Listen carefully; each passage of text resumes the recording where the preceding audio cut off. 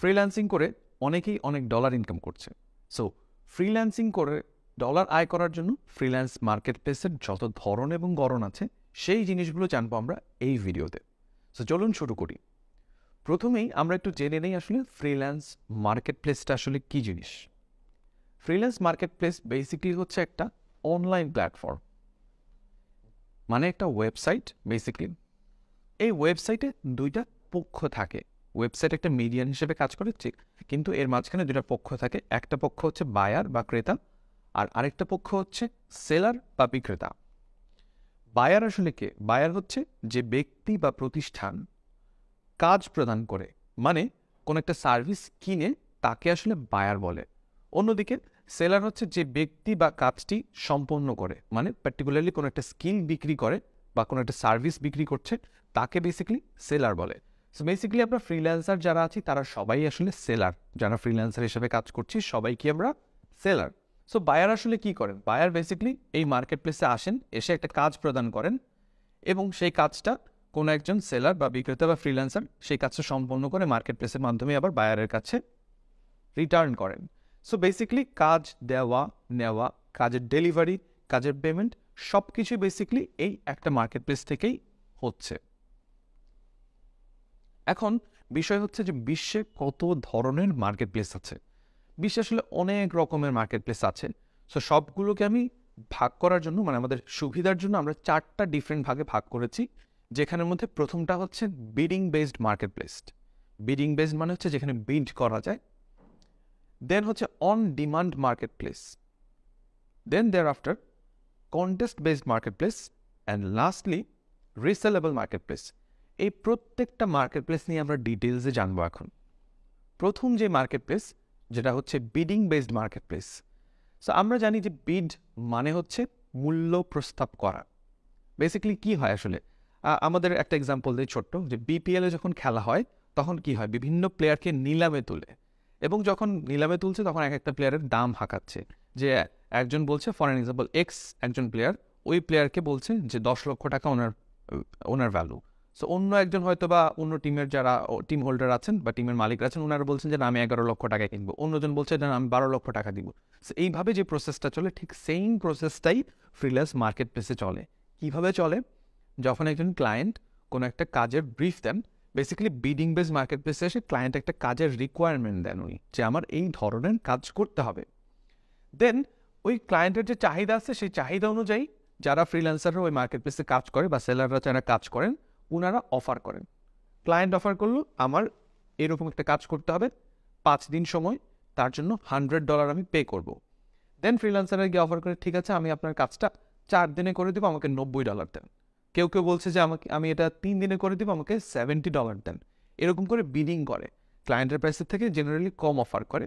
তবে যারা একটু প্রফেশনাল, একটু প্রো লেভেলের ফ্রিল্যান্সার এবং প্রো লেভেলের স্কিলড ওয়ার্কার আছেন, তারা ওই $100টাকে আবার বাড়িয়ে সেটা 120 পর্যন্তও করে নিতে পারে। সো মার্কেট প্লেসে অনেক ধরনের এরকম জিনিসপাতি হয় যে বিড করে, মানে আপনি বেসিক্যালি আপনার যে ক্লায়েন্ট আছে ক্লায়েন্টের কাছ থেকে আপনি মূল্য বাড়ানোর চেষ্টা করবেন।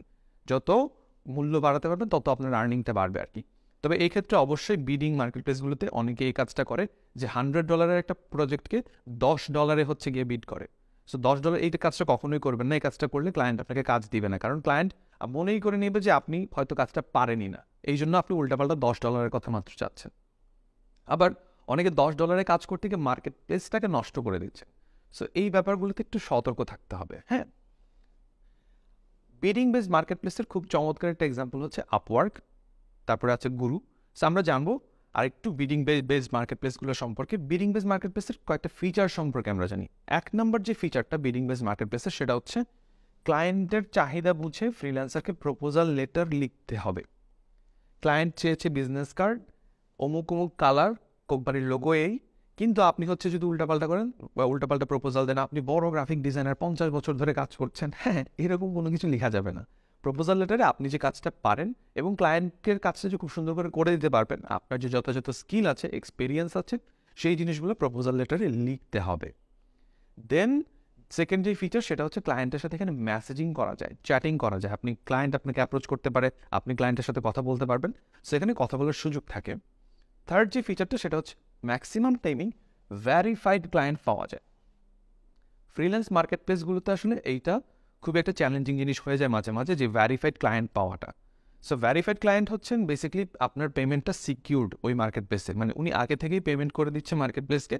আপনার কোনো কারণে যদি ক্লায়েন্ট ডিফল্টার হয়, সেক্ষেত্রে মার্কেট প্লেস আপনাকে পেমেন্টটা দিয়ে দিবে, আপনার টাকা পয়সা নিয়ে সমস্যা হবে না। So basically bidding base market প্লেসে এরকম একটু ভ্যারিফাইড ক্লায়েন্ট বেশি পাওয়া যায় আর কি কম্পারেটিভলি।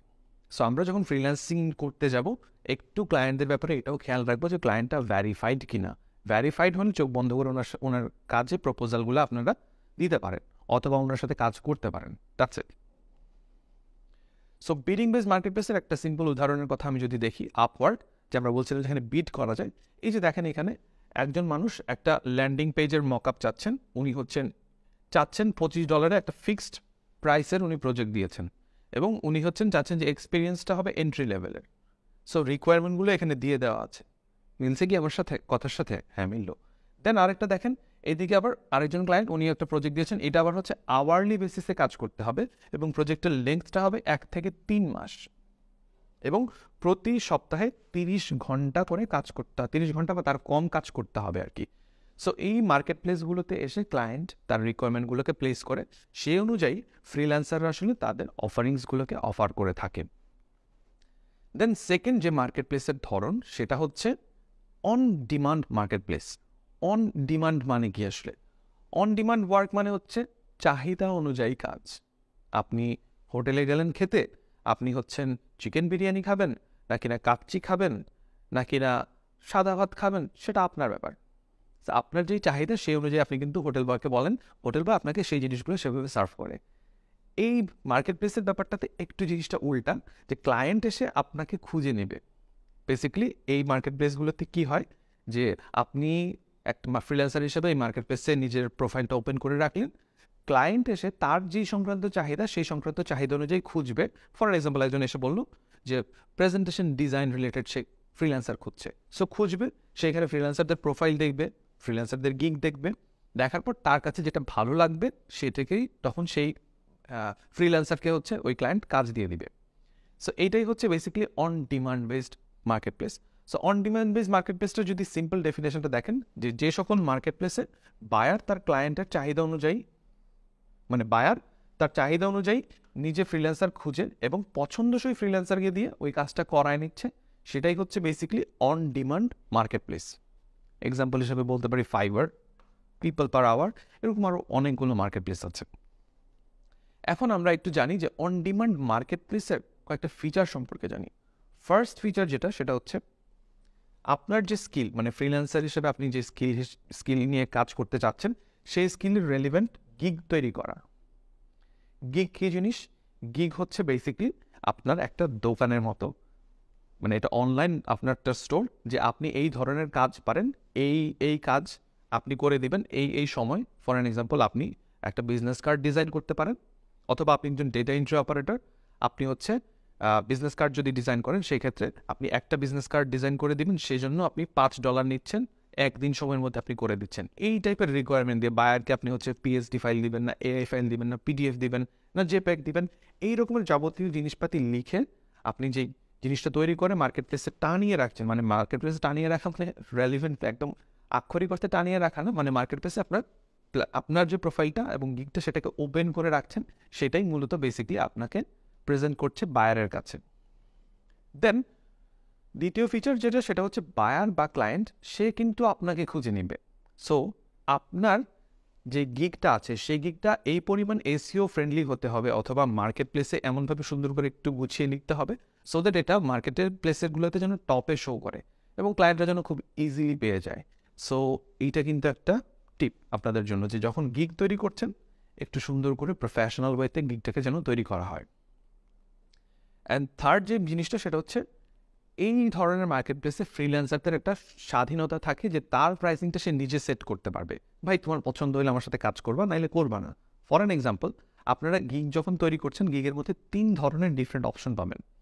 একটা বেসিক প্রাইস দিতে পারবেন, একটা মিডিয়াম লেভেলের প্রাইস দিতে পারবেন, একটা অ্যাডভান্স বা প্রিমিয়াম লেভেলের একটা ফি নিতে পারেন। ফর অ্যান এক্সাম্পল, আপনি হয়তো প্রেজেন্টেশন ডিজাইন করতে পারেন খুব ভালো পাওয়ার পয়েন্টে। সো আপনি একটা পাওয়ার পয়েন্ট প্রেজেন্টেশন ডিজাইন করে দেবেন, যেখানে 10টা স্লাইড থাকবে। সেখানে এই 10টা স্লাইডের জন্য আপনি একটা প্রেজেন্টেশন, মানে পিপিটি ফাইলের জন্য আপনি $10 নিচ্ছেন। 2টা পিপিটি ফাইল করলে সেক্ষেত্রে আপনি হয়তো $20 নিচ্ছেন। আবার যদি একটু প্রিমিয়াম সার্ভিস দিতে চান সেক্ষেত্রে হয়তো আপনি 5টা স্লাইডের জন্য 5টা পিপিটি ফাইল আপনি ডিজাইন করে দিবেন, সেটার জন্য $30 নিচ্ছেন। সো এইরকম করে করে আপনি আপনার প্যাকেজগুলোকে সাজাতে পারেন। সো এই জায়গাটাতে আপনাদের বেসিক্যালি ইচ্ছা অনুযায়ী আপনি প্রাইসিংটাকে সেট করতে পারেন, যেখানে আপনি $5 দিতে পারেন, আবার $500 দিতে পারেন। সো ডিপেন্ড করে এটা আসলে আপনার স্কিল, আপনি কত বছর ধরে এক্সপিরিয়েন্স এবং আপনি কত মানুষকে সার্ভ করেছেন, দ্যাটস ইট। সো আমরা যদি একটু একটা এক্সাম্পল দেখি ফাইবার মার্কেট প্লেসে, দেখেন এখানটাতে একজন হচ্ছে লোগো ডিজাইন করে দিবে, সে হচ্ছে $25 দিয়ে কাজ করছেন। এটা একটা গিগের এক্সাম্পল বলছি। তারপরে ধরেন আরেকজন হচ্ছে এখানে 3 মডার্ন মিনিমালিস্ট লোগো, এখানে একজন একটা লোগো করছে $25 আর এখানে একজন 3টা লোগো করে দিবে $10। সো ইট ডিপেন্ডস অ্যাকচুয়ালি, হ্যাঁ, যে আপনি কোন লেভেলের ফ্রিল্যান্সার বা আপনি কত, আপনার কাজের স্কিলের দামটা কত সেটা আপনি ফিক্স করে নেবেন আর কি। সো এরকম প্রত্যেকটা জায়গায় আপনাদের হচ্ছে দেখবেন যে বিভিন্ন রেট আছে এবং কাজের ধরনটা লেখা আছে, তাদের পার্টিকুলার গিগে ঢুকলে আরও ডিটেলসে পাওয়া যাবে তাদের অফারিংস এবং প্যাকেজেসগুলো কী কী। সো ফ্রিল্যান্স মার্কেট প্লেসের যে 3 নম্বর ধরনটা আছে, সেই 3 নম্বর ধরনটা হচ্ছে কন্টেস্ট বেসড মার্কেট প্লেস। আমরা সবাই জানি কন্টেস্ট মানে হচ্ছে প্রতিযোগিতা করা। So contest based market place আসলে বেসিক্যালি এমন একটা মার্কেট প্লেস যেখানে একজন বায়ার আসেন, এসে উনি তার রিকোয়ারমেন্ট অনুযায়ী মানে কাজের ধরন বর্ণনা করে একটা কন্টেস্ট বা প্রতিযোগিতা ওপেন করে থাকেন। সো ওই যে বায়ার যে বর্ণনা দিয়েছেন সেই বর্ণনা অনুযায়ী যে সকল ফ্রিল্যান্সাররা ওই মার্কেট প্লেসে অ্যাভেলেবেল আছে তারা কি করে, তাদের প্রজেক্টগুলোকে সাবমিট করে ওই কন্টেস্টের ভিতরে ঢুকে, এবং একটা নির্দিষ্ট সময় পরে গিয়ে বায়ার হচ্ছে যার যে সকল ফ্রিল্যান্সাররা সবাই কাজগুলো সাবমিট করেছে সেই সকল ফ্রিল্যান্সারদের মধ্য থেকে যে কোনো একটা কাজকে উইনার ঘোষণা করে। এবং এই যে উইনার ঘোষণা করলো, উইনার ঘোষণা করার পরে মার্কেট প্লেস তখন মানে বায়ার তখন মার্কেট প্লেসের মাধ্যমে ওই যে ফ্রিল্যান্সার আছে তাকে পেমেন্টটা করে দেয়। সো এই যে কম্পিটিশনের মাধ্যমে একটা কাজকে সিলেক্ট করা হচ্ছে, এইটাই বেসিক্যালি আসলে contest based market place. So contest based market প্লেসের যদি একটা দুটো এক্সাম্পল বলি সেক্ষেত্রে সেটা হবে freelancer.com বা 99 ডিজাইন, এরকম টাইপের মার্কেট প্লেসগুলো basically contest based market place. যারা বিগিনার লেভেলে আছেন, যারা নিজের স্কিলটাকে খুব বেশি ডেভেলপ করতে চাচ্ছেন, যারা অন্যের স্কিল অন্যরা কী ধরনের কাজ করছে মার্কেটের ট্রেন্ড বুঝতে চান, তাদের ক্ষেত্রে আমি হাইলি রিকমেন্ড করবো আপনারা শুরুতে কন্টেস্ট বেসড মার্কেট প্লেসগুলোতে কাজ করবেন। কেন? বিকজ কন্টেস্ট বেসড মার্কেট প্লেসে কাজ করলে আপনি কাজ শিখতে পারবেন, বুঝতে পারবেন ক্লায়েন্টরা কী চায়, ক্লায়েন্টদের কোন অ্যাঙ্গেল থেকে তারা চিন্তা করে। আদারওয়াইজ যখন জিরো থেকে শুরু করবেন সবসময় আপনি সাইকোলজি বুঝতে পারবেন না ক্লায়েন্টদের। সো এইটা আপনাদের জন্য একটা রিকমেন্ডেশন। কন্টেস্ট বেসড মার্কেট প্লেসের একটা ফিচার হচ্ছে ক্লায়েন্ট কী কী চায় এখানে সেটা স্পষ্টভাবে সে লিখে দেয়, যে আমার হচ্ছে একটা লোগো ডিজাইন করতে হবে, লোগোটা একটু রাউন্ড শেপের হতে হবে, লোগোর মধ্যে এই জিনিস থাকতে হবে, লোগোর কালার ওইটা থাকতে হবে, আমার এইরকম বিভিন্ন টাইপের তাদের হচ্ছে রিকোয়ারমেন্ট দেওয়া থাকে, অনেক ক্ষেত্রে আবার লিখেও না অনেকে। So it depends on client to client basically এবং কন্টেস্ট টু কন্টেস্ট। সেকেন্ড যে জিনিসটা সেটা হচ্ছে যে মজার জিনিস যেটা সেটা হচ্ছে যে একজন ফ্রিল্যান্সার এখানে চাইলে একাধিক কাজ সাবমিট করতে পারে, এখানে কোনো ধরা বাঁধার ইয়ে নাই। আপনি ধরেন একজন একটা কন্টেস্টে একটু পরে আমরা দেখবো যে আসলে অনেকগুলো এন্ট্রি পড়ে, যে হয়তো 50 জন ফ্রিল্যান্সার কিন্তু কাজের সাবমিট হয়েছে 200টা কাজের সাবমিট হয়েছে। সো সেক্ষেত্রে একজন ফ্রিল্যান্সার গড়ে 4টা, কেউ কেউ দেখা যাচ্ছে একটা সাবমিট করেছে, কেউ কেউ 10টা সাবমিট করেছে। সো এরকম আসলে মাল্টিপল সাবমিশন করার সুযোগ থাকে, যে যত বেশি সাবমিট করবে তার জেতার সম্ভাবনা তত বেশি থাকে জেনারেলি আর কি, যদি আপনি ভালো ডিজাইনার হন। এটা জাস্ট ডিজাইন সেন্স থেকে বললাম আর কি। অ্যান্ড দেয়ার আফটার থার্ড যে অপশনটা সেটা হচ্ছে এখানে আবার ক্লায়েন্টের একটা একনায়কতন্ত্রের ব্যাপার স্যাপার কাজ করে, যে তার যাকে ইচ্ছা তাকে সে উইনার করতে পারে। আপনার কাছে দেখে মাঝে মাঝে মনে হবে যে ভাই এটা কি ডিজাইন একটা উইনার বানাইলো, এই হচ্ছে তো আমার লোগোটা অনেক ভালো ছিল। আসলে এটা বলে তখন লাভ নাই, বিকজ ক্লায়েন্টের কাছে ওই লোগোটা ভালো লেগেছে বলেই উনি এটাকে উইনার করেছে। হ্যাঁ, সো এইরকম কিছু ফিচার আসলে কন্টেস্ট বেস মার্কেট প্লেসে থাকে। So contest base market place নিয়ে আমরা একটা সিম্পল উদাহরণ দেখি, freelancer.com। freelancer.com-এ বেসিক্যালি দেখেন এখানে একটু একজন ক্লায়েন্ট, উনি হচ্ছেন মিউজিক কোম্পানির নিউ লোগো ডিজাইনের জন্য একটা কন্টেস্ট ছেড়েছেন। কন্টেস্টে $400 হচ্ছে ওনার প্রাইস মানি, যে এই কন্টেস্টটা জিতবে তাকে $400 দেওয়া হবে একটা লোগো ডিজাইনের জন্য আর কি। দেখেন এখানে এন্ট্রি পড়েছে 1288টা। এখানে দেখতে সমস্যা হলে আপনাদের নোট দেওয়া থাকবে, নোটের মধ্যে সবগুলো জিনিস দেখতে পাবেন। সো দেখেন $400 জন্য 1288টা এন্ট্রি, মানে হিউজ। 1288টা কন্টেস্ট, মানে 1288টা হচ্ছে সাবমিশন ওই ক্লায়েন্ট দেখে বা আরও বেশি সাবমিশন পড়বে সামনে, সবগুলো সাবমিশন দেখে ওনার কাছে যেটা ভালো লাগবে তাকেই কিন্তু উইনার হবে। যে উইনার হবেন সেই $400 পাবে। পরের আরেকটা কন্টেস্ট দেখেন, উনি এখানে যে ব্রিফ দিয়েছেন ওনার কোম্পানির সব কিছু দিয়ে এইটা আবার হচ্ছে $250। এটার জন্য অলরেডি 1153টা এন্ট্রি পড়ে গিয়েছে, মানে অলরেডি 1153টা কাজ এখানে চলে গিয়েছে। ঠিক একই রকমভাবে পরেরটাতে দেখেন, এখানে আবার $190, কিন্তু এখানে আবার 137টা এন্ট্রি পড়েছে, 3 দিন বাকি আছে। সো যখন আসলে মার্কেট প্লেসে এন্ট্রি নেবেন, মানে এইসব মার্কেট প্লেসে আপনারা কাজ করবেন, তখন আসলে দেখবেন যেসব এন্ট্রি, মানে যেসব প্রজেক্টে এন্ট্রি কম পড়েছে ওইসব প্রজেক্টে বেশি বেশি সাবমিট করা, তখন আসলে আপনার জেতার সম্ভাবনাটা বেশি থাকে। এটা একটা হ্যাক বললাম আর কি। কারণ দেখেন, আপনি যেখানে 1288 বা হচ্ছে 1153টা এন্ট্রি পড়েছে, সেইখানে আপনি 10টা কাজ সাবমিট করলে খুব বেশি মেজর চেঞ্জ আসে না। কিন্তু ধরেন এমন একটা প্রজেক্ট যেখানে হয়তো বা 30টা সাবমিশন পড়েছে, সেখানে যদি আপনি 10টা সাবমিট করেন, তখন আপনার কিন্তু কাজটা জেতার, মানে ওই কন্টেস্টটা জেতার সম্ভাবনাটা অনেক বেশি বেড়ে যায়। সো এরকম কিছু জিনিস আছে, এরকম আরও প্রচুর টিপস হ্যাকস শিখবেন আপনারা বিভিন্ন ফ্রিল্যান্সিং কোর্সগুলোতে। আমাদের 10 মিনিটসগুলো ফ্রিল্যান্সিং রিলেটেড এরকম বেশ কিছু কোর্স আছে, যে কোর্সগুলোতে আসলে বিভিন্ন মার্কেট প্লেস রিলেটেড হ্যাকস শেখানো হয় আর কি। ফ্রিল্যান্সিং মার্কেট প্লেসে খুব ইন্টারেস্টিং একটা মার্কেট প্লেস যেটা আমার কাছে মনে হয়, সেটা হচ্ছে resellable market place. So resellable market place আসলে জিনিসটা কি? রিসেলেবল মানে হচ্ছে পুনরায় বিক্রি করা যায় এমন কোনো কিছু। বেসিক্যালি কিছু কিছু মার্কেট প্লেস আছে যেখানে আসলে ফ্রিল্যান্সাররা তারা এক্সিস্টিং কোনো একটা কাজ করে, কাজ করার পর সেই কাজটাকে ওই মার্কেট প্লেসে রেখে দেয়। পৃথিবীর যে কোনো মানুষ যে কোনো প্রান্ত থেকে ওই কাজগুলো দেখতে পারে এবং দেখে চাইলে কিনতে পারে, এবং এই কেনাটার ক্ষেত্রে কোনো লিমিটেশন থাকে না, বারবার বারবার কেনা যায়। মানে আপনার এই যে একটা কাজ যেটা রিসেলেবল মার্কেট প্লেসে একবার করে আপনি রেখে দিয়েছেন, সেটা বারবার বারবার বিক্রি করা যাচ্ছে, বারবার মানুষজনরা এসে কিনছে, সেই সব মার্কেট প্লেসগুলোই basically resellable market place. So resellable মার্কেট প্লেসের যদি দুইটা খুব কমন এক্সাম্পল হচ্ছে ইনভার্টো মার্কেট প্লেস। সো ইনভার্টোর মধ্যে ধরেন গ্রাফিক রিভার যারা গ্রাফিক ডিজাইন নিয়ে কাজ করেন, থিম ফরেস্ট যারা হচ্ছে থিম নিয়ে কাজ করেন এবং ভিডিও নিয়ে যারা কাজ করেন ওগুলোতেও আছে। এরকম অলমোস্ট যেসব কাজগুলো বারবার রিসেল করা যায় প্রত্যেকটা কাজের জন্য রিসেলেবল মার্কেট প্লেস রয়েছে। রিসেলেবল মার্কেট প্লেসের যদি ফিচার দেখি আমরা, প্রথম ফিচারটা যেটা সেটা হচ্ছে মার্কেট প্লেসের একটা নিয়ম থাকে, ওই নিয়ম এবং রুলস, কিছু রেগুলেশন থাকে, কিছু প্যারামিটার থাকে, কিছু হাইজিন থাকে। ওই হাইজিনগুলো মেনটেন করে আপনাকে একটা ফাইল ক্রিয়েট করতে হবে। আপনি মনে ইচ্ছা মতো একটা ফাইল ক্রিয়েট করে দিয়ে দিলে হবে না। মার্কেট প্লেসের একটা গাইডলাইন থাকে, ওই গাইডলাইন অনুযায়ী আপনাকে একটা ফাইল ক্রিয়েট করতে হবে। ফর এন এক্সাম্পল, আপনি হয়তো বা ফটোশপে কোনো একটা কাজ করছেন, যাচ্ছে তাই লেয়ারের অবস্থা করে রেখেছেন, এটা হবে না। লেয়ারগুলোতে মার্কেট প্লেসে যেরকম ইনস্ট্রাকশন দেওয়া থাকে, গ্রুপে গ্রুপে ভাগ করে প্রত্যেকটা সেগমেন্টকে আলাদা আলাদা করে আপনাকে লেয়ারিং মেনটেন করে তারপরে একটা ডিজাইনকে কমপ্লিট করতে হবে। সো ওইভাবে প্রত্যেকটা ক্ষেত্রেই যেসব market place resellable market place তাদের এরকম গাইডলাইন থাকে, ওইটা মেনে আপনাকে ফাইল ক্রিয়েট করতে হবে। একটা জিনিসকে বারবার বারবার সেল করতে গেলে অন্যদের ক্ষেত্রে সেই ফাইলটা যেন ব্যবহার করতে কনফিউশন না হয়, সেই জন্যই বেসিক্যালি এই গাইডলাইনটা তৈরি করা। সেটা খুবই একটা ভালো জিনিস আসলে মার্কেট প্লেসে গাইডলাইন থাকাটা। সেকেন্ড যে জিনিসটা সেটা হচ্ছে আনলিমিটেড টাইমস একই ফাইল বারবার সেল করা যাচ্ছে।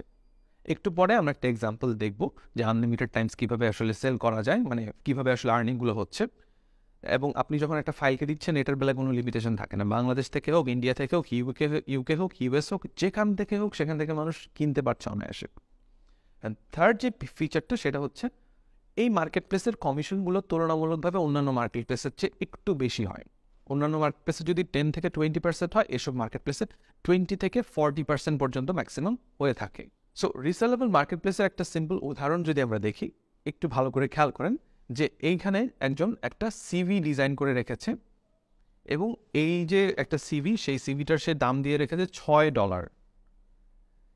এখন পর্যন্ত এটা 13,000 বার বেশি সেল হয়েছে। সো চিন্তা করেন, এই একটা সিভি সে 13,000 বার সেল করেছে। যদি $6 করে প্রতিবার পায়, 6-13-78,000 শুধুমাত্র এই একটা সিভি ডিজাইন থেকে সে আর্ন করেছে। $78,000 যদি বাংলা টাকায় কনভার্ট করেন কত হয়? 78 লক্ষ টাকা। যদি ডলারের রেট 100 টাকা করে ধরি, এটা ফ্লাকচুয়েট করে, বাট আমি 100 টাকা করে ধরে নিচ্ছি। 78 লক্ষ টাকা শুধুমাত্র এই একটা সিম্পল ডিজাইন থেকে সে পাচ্ছে। সো ঠিক সেম একইভাবে দেখেন, এইখানে আরও সিভির জিনিসগুলো আছে, অন্যান্য বিভিন্ন প্রজেক্টের জিনিস আছে, এখানে সেলগুলো দেওয়া থাকে। সো রিসেলেবল মার্কেট প্লেসে জিনিসটা এরকম, আপনি যদি একবার ক্রিয়েট করে মার্কেট প্লেসে কোনোভাবে সাবমিট করতে পারেন, মার্কেট প্লেস যদি সেটা অ্যাকসেপ্ট করে, সেক্ষেত্রে আপনাকে আর এটা নিয়ে চিন্তা করতে হবে না। যদি আপনার ডিজাইন ভালো হয় বা আপনার যদি এই প্রোডাক্টটা ভালো হয়, বারবার এখান থেকে সেল আসবে। সো এটা একটা প্যাসিভ ইনকাম হতে হবে, এটার জন্য আপনাকে আর জীবনে কোনো কাজ করতে হবে না। সো এই ছিল আমাদের 4টা ডিফারেন্ট মার্কেট প্লেসের সেগমেন্টেশন। আমরা আসলে এই ভিডিও থেকে যা যা শিখলাম, প্রথমত হচ্ছে বিডিং বেসড মার্কেট প্লেস কি, বিডিং বেসড মার্কেট প্লেসের বিভিন্ন feature, then on demand market place কি, অন ডিমান্ড মার্কেট প্লেসের বিভিন্ন ফিচার অ্যান্ড এক্সাম্পলস, দেন হচ্ছে কন্টেস্ট বেসড মার্কেট প্লেস কি, সেটার বিভিন্ন রকমের feature and example, and finally resellable market place কি, সেটার বিভিন্ন ফিচারগুলো আমরা জানলাম, বুঝলাম। সো আপনি কোন মার্কেট প্লেসে কাজ করবেন বা কোন ধরনের কোন টাইপের মার্কেট প্লেসে কাজ করবেন সেটা আপনি ডিসাইড করবেন। যে কোনো মার্কেট প্লেসে কাজ করুন না কেন, সেটা কোনো সমস্যা না। সমস্যাটা হচ্ছে যে মার্কেট প্লেসে কাজ করতে যাবেন অবশ্যই রেলিভেন্ট স্কিল থাকতে হবে। রেলিভেন্ট স্কিলের উপর আপনি কত বেশি এক্সপিরিয়েন্সড সেটার উপর বেস করে আপনার আর্নিংটাকেও আপনি সেট করতে পারেন। আপনি একটা রিসেলেবল মার্কেট প্লেসে $5 জিনিসকে বিক্রি করতে পারেন, আবার $50 বিক্রি করতে পারেন। তবে ডেফিনেটলি বিভিন্ন মার্কেট প্লেসগুলোতে যখন কাজ করবেন, সেই মার্কেট প্লেসের স্ট্র্যাটেজি বুঝে, সেই মার্কেট প্লেসের ধরন গড়ন বুঝে আপনাকে কাজ করতে হবে। আশা করি এই ভিডিও থেকে ফ্রিল্যান্স মার্কেট প্লেস সম্পর্কে খুব ভালো একটা আপনারা ধারণা পেয়ে গিয়েছেন। দেখা হবে পরবর্তী কোনো ভিডিওতে। Till then, take care and আল্লাহ হাফেজ।